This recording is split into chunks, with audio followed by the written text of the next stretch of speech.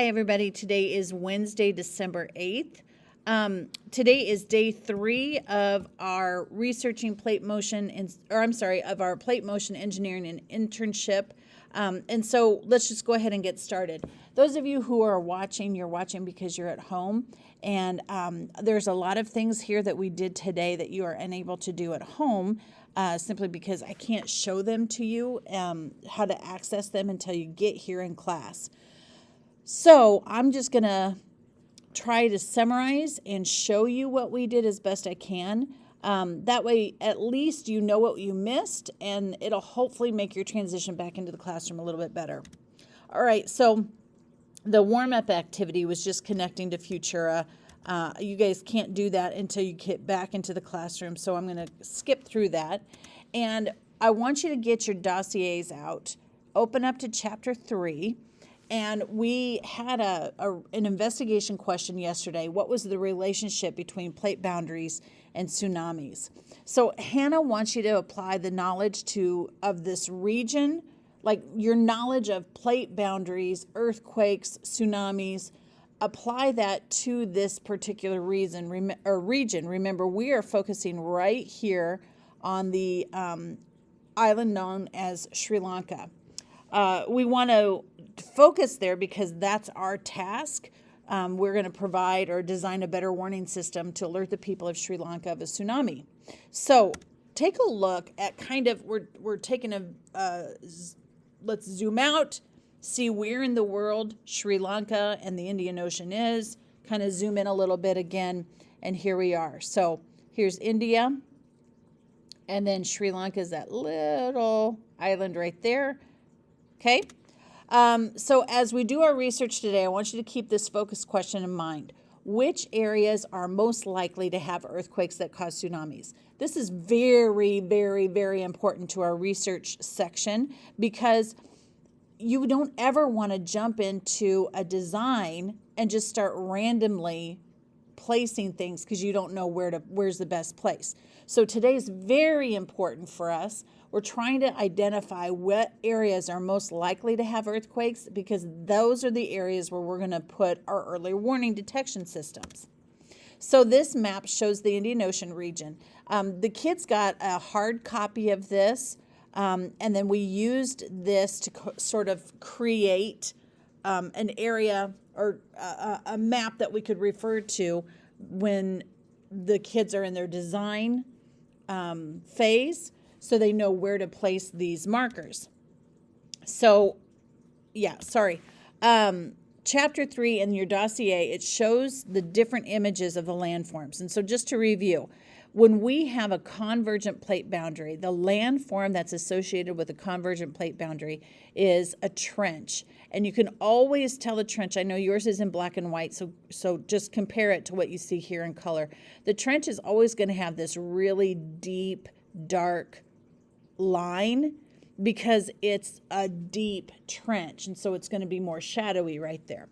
Now, a divergent plate boundary has what's known as a ridge, right? And a divergent is when the two plates are moving away from each other, and that soft, solid rock from the mantle is coming up and filling in. So these are actually underwater mountain ridges, and you can tell a ridge because it also has a line that's showing this is one plate and this is the second plate. This line is showing the plate boundary. That's how you know that that is a plate boundary. You see this kind of rough land underneath there, and then you've got that line.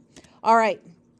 The other thing I want to remind you is in Chapter 3, we had this graphic that showed the high probability of underwater earthquakes and where they're the highest risk of tsunamis. So in other words, it wouldn't really make very much sense if we started placing sensors down here because there's no risk of a tsunami down there. You know what I'm saying? So we want to look right here, that purple line. This is the high probability of underwater earthquakes. So we know that tsunamis can't be created without an earthquake. So we want to focus in these areas. And then we want to remind ourselves what we read about Chapter 3, about the 3 different plate boundaries, which ones are most likely to have a tsunami. So I'm going to skip through these because this is what we actually did. So let me remind you, at a convergent plate boundary, we have a trench. Okay, this is what it looks like on the map. And so I also want to remind you that at the plate boundaries, earthquakes occur at or near plate boundaries, including convergent.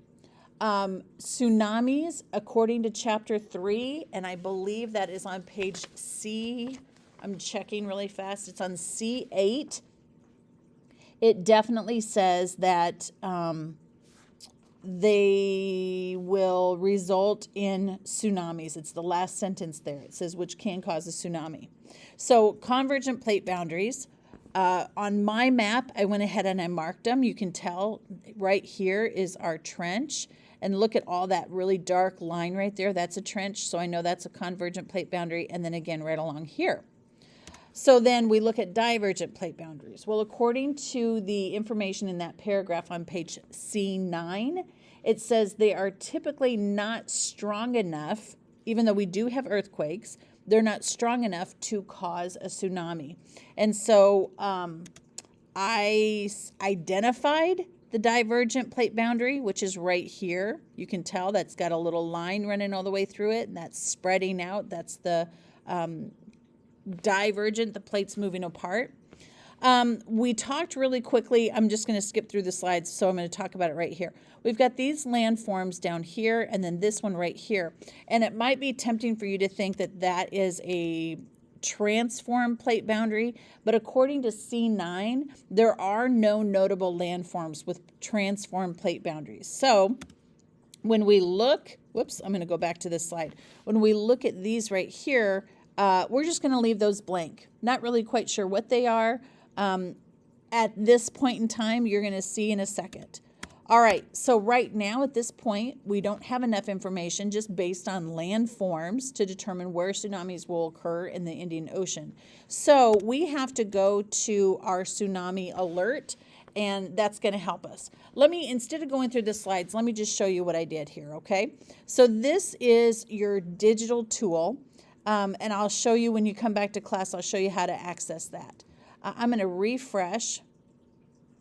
So I have a brand new. This is what you're going to see. I don't want to use any sensors this time. We're just going to test where earthquakes are, okay? So I'm going to take my slider. I'm going to remove the water, and so you can see where the the underwater landforms are. So here was that divergent plate boundary.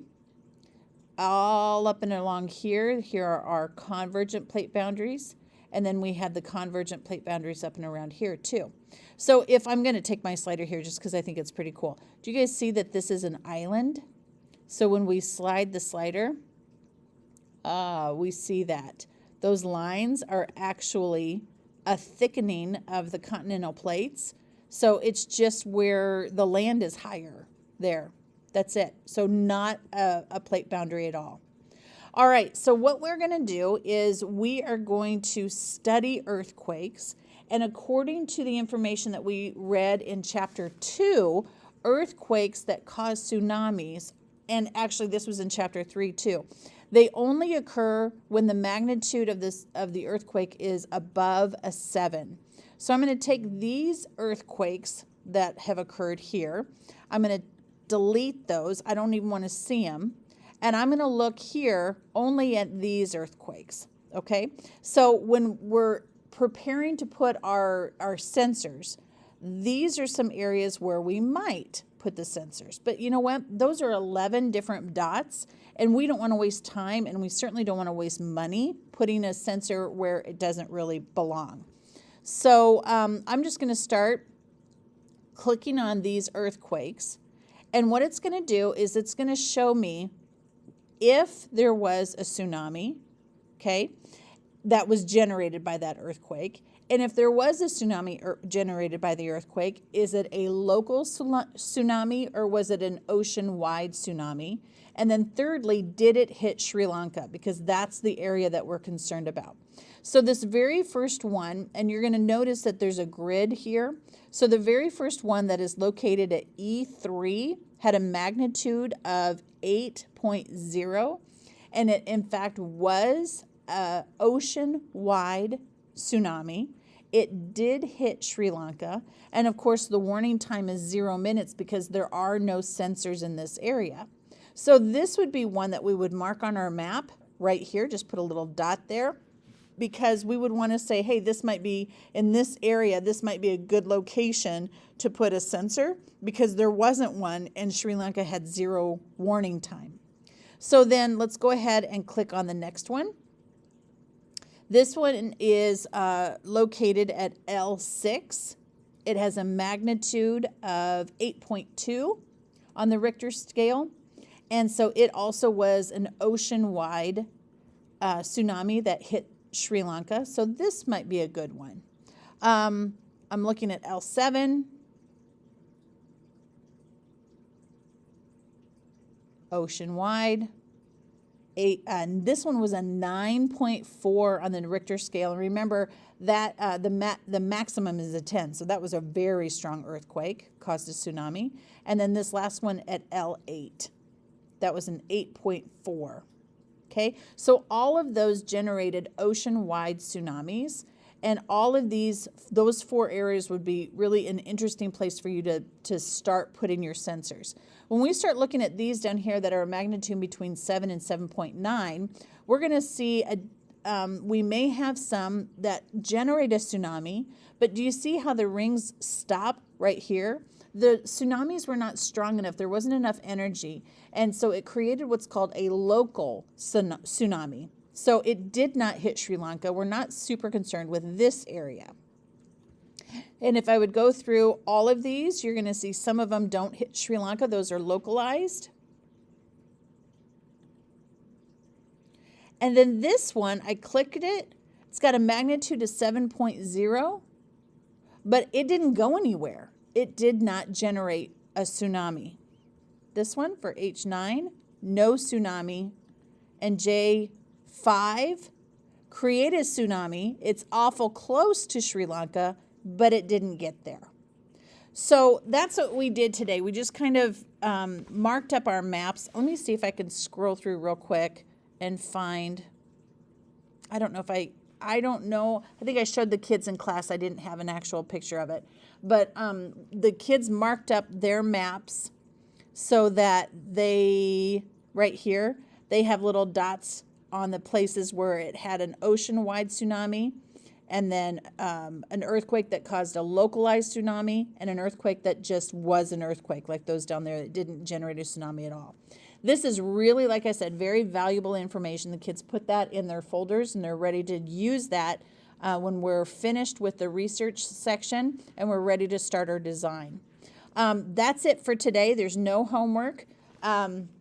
I know it's really difficult for you to listen to this and try and understand what's going on when you're not here in the classroom. When you guys come back, I promise you, I'll work with you, try and get you caught up as best I can, okay? In the meantime, I'm hoping you feel better. I hope you guys are traveling safe. Whatever reason that you're not in classroom, I hope you come back safe, okay? Talk to you guys later.